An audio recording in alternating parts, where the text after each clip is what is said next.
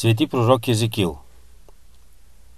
Свети пророк Езекил бил свещеник и произлизал от Левиевото коляно. По време на второто пленяване на Йерусалим при цар Яхония той бил взет в плен от Навуходоносор и отведен в Халдея. Там живял край реката Хавар и в 5-та година от пленението, около 595 година, преди Рождество Христово, получил от Господа повеля да проповядва на юдеите и да ги убеждава да се разкаят. Тогава бил на 30 години.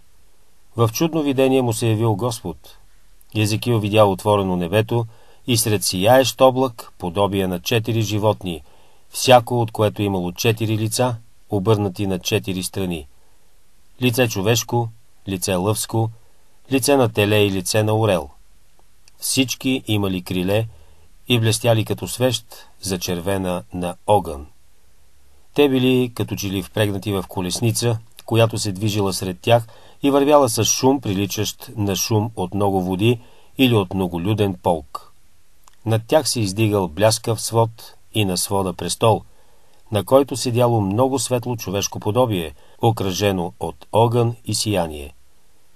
Светите отци на църквата обясняват това видение на 4 лица, като предобраз на 4 евангелисти, които просветили земята чрез проповед на Словото Божие. Изпълнен от страх и смущение, Езекил паднал по очите си и чул глас Господен да му говори: „Сине човешки, стани и аз ще говоря с тебе. И дойде в мен дух, казва пророкът, и ме вдигна, и ме постави на нозете ми, и чул го да ми говори: Сине човешки, аз те пращам при дома Израилев, при народ, който непрестанно ме огорчава, както ме огорчаваха бащите му, при люде непокорни и жестоко сърдечни. Аз те пращам при тях, и ти им предай думите ми. Не бой се от тях, ако дори възстават срещу тебе и те преследват, но смело предавай моите думи. След това към Езекил се простряла ръка, която държала книжен свитък. Тя разгънала пред него свитъка, изписан от двете страни, и в него Езекил прочел: плач, охкане и тъга. По думата на Господа Езекил изял свитъка и втори път получил от Бога заповед да предава точно каквото е писано в него и да приканя Израиля към покаяние. След това духът го вдигнал и понесъл. Пророкът чул след себе си шум от криле и колела и звук от силен гръм и думите: благословена е славата на Господа от мястото си. Сърцето му било пълно със скръб, но той чувствал, че ръката Господня го укрепява. Цели 7 дни след това Езекил не се решавал да предаде на едноплемениците си думите и откровенията Господни. Тогава Господ му повторил своята повеля: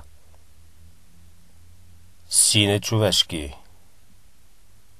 аз те поставих страж над дома Израилев, за да му предаваш моите думи.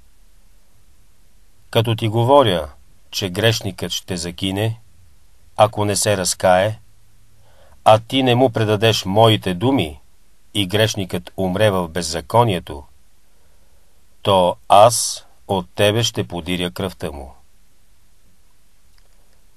След това Езекил имал отново видение на Божията слава. От тогава Езекил започнал без страх да съобщава на народа всичко, каквото чувал от Господа. В продължение на 22 години той проповядвал на пленените, като ги увещавал да се откажат от пороците си, да се покаят и да се обърнат към Бога. Наставляван от дух, той възвестявал бедствията, които ще постигнат Йерусалим и Юдея, предвещавал разорения на другите страни – Тир, Египет, и най-после указвал и на връщането на Израиля от плен, и на дохождането на Избавителя. В пророчествата на Езекил Месия се изобразява като пастир, който ще дойде да спаси заблудените свои овци. Пророкът го нарича Давид, понеже трябвало да произлезе от рода на цар Давид.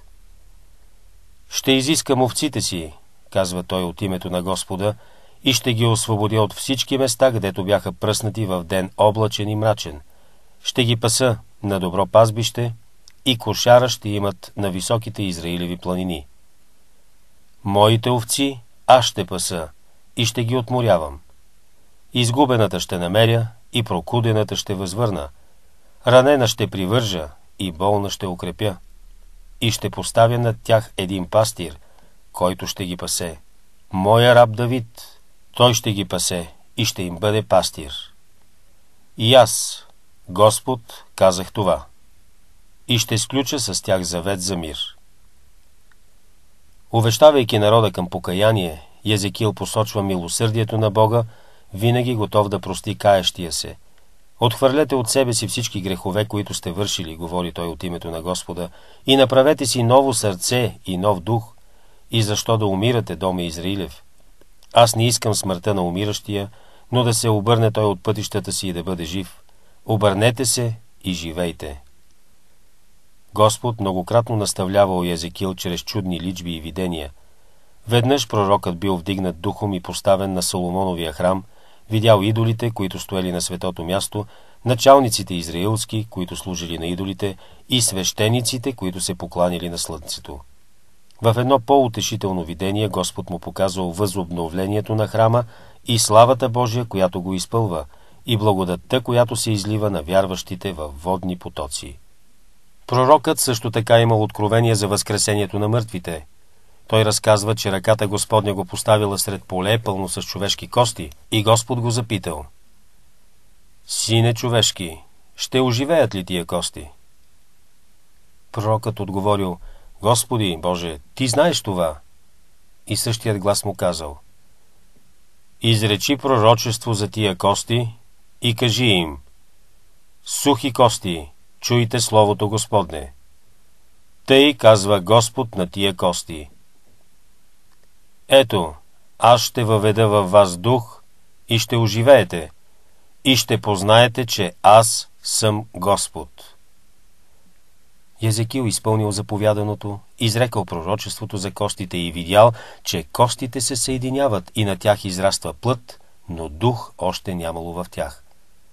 И отново гласът Господен му казал: Изречи пророчество за духа, сине човешки, и кажи на духа: Тъй казва Господ Бог: Дойди от 4 ветрове, душе и духни върху тия убити, и те ще оживеят.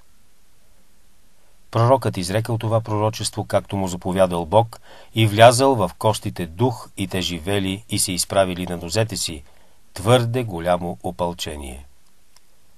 Това пророчество за всеобщото възкресение на мъртвите се чете у нас на Велика събота.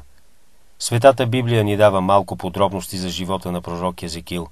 Запазило се е предание, че пленници юдеи, в гнева си за справедливите негови укори, го убили и че тялото му било положено в гроба на Сима и Арфаксада, Авраамови прародители.